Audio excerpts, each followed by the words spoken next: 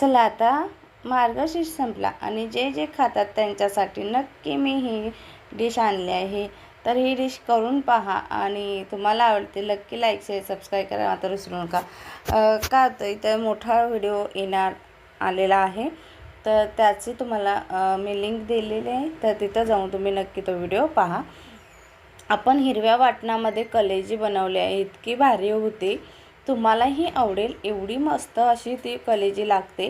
तर नक्की करा आणि आवडल्यावरती मात्र सबस्क्राईब करायला विसरू नका रेश्मा किचन रेसिपी या चॅनेलला।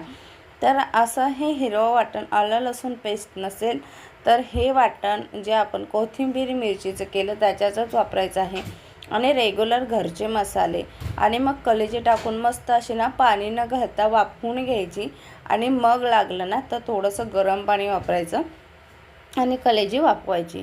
इतकी भारी होते ना, फक्त वाफेवरती करायची पहिली कलेजी, मग थोडंसं पाणी घालायचं। इतकी स्वादिष्ट कलेजी होती। चला तर मग कशी वाटली नक्की सांगा।